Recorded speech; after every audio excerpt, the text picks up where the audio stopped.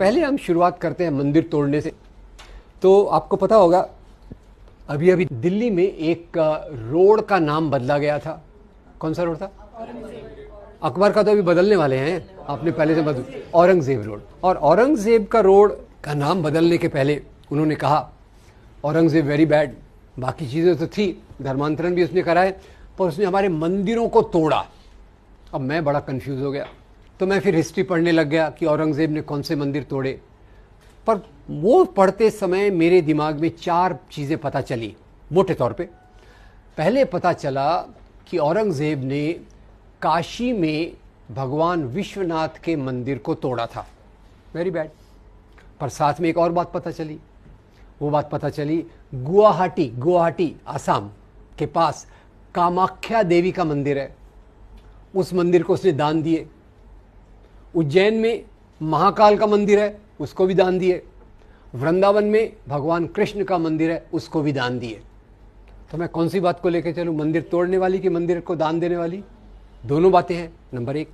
तीसरा मुझे बड़े आश्चर्य की बात पता चली कि औरंगजेब ने मस्जिदों को तो दान दिया ही था, पर उसने मस्जिदें तोड़ी भी सही। कम से कम एक मस्जिद मुझे पता चली जो उसने तोड़ी थी। और ये मस्जिद कौन सी थी? पहले उसके मस्जिद तोड़ने की बात से ही अपन अपनी बात को शुरुआत करते हैं।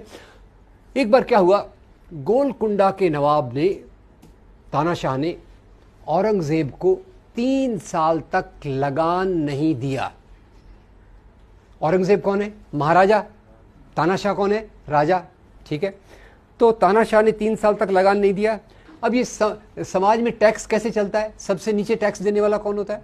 किसान। किसान किसको टैक्स देता है? जमींदार को। जमींदार किसको टैक्स देता है? राजा को। राजा किसको देता है? महाराजा को। औरंगजेब कौन है? महाराजा। तानाशाह कौन है? राजा। तो औरंगजेब ने तानाशाह को पूछा, आपने 3 साल तक लगान नहीं दिया, क्या प्रॉब्लम है? तानाशाह ने कहा, हुजूर मेरे राज्य में अकाल, ड्राउट है, जैसे हमारे महाराष्ट्र में चल रहा है, मराठवाड़ा में चल रहा है।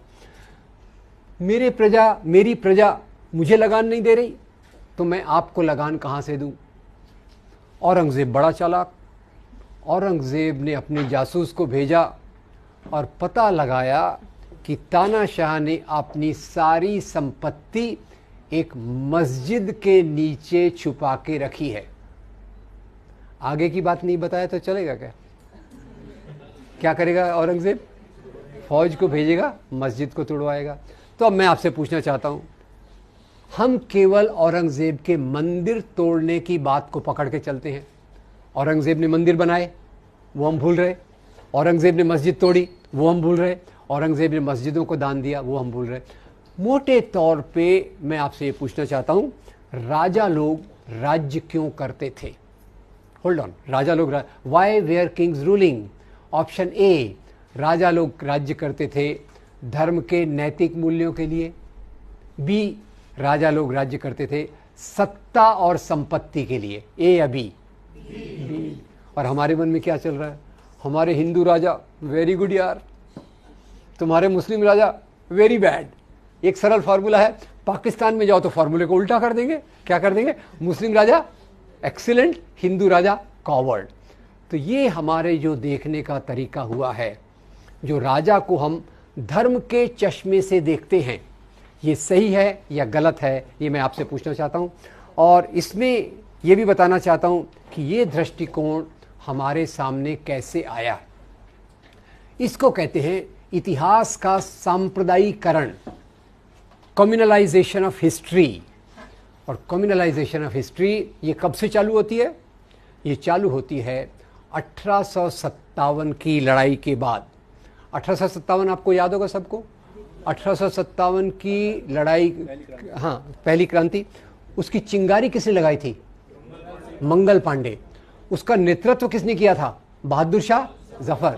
बहादुर शाह जफर के साथी कौन थे? तात्या साहब, नाना साहब, पेशवा। झांसी की हिंदू मुसलमान मिलके अंग्रेजों के खिलाफ लड़े। अंग्रेजों की सत्ता डगमगा गई और अंग्रेजों ने तब सोचा, अगर हमको यहां राज्य करना है तो कौन सी नीति लगाना पड़ेगा?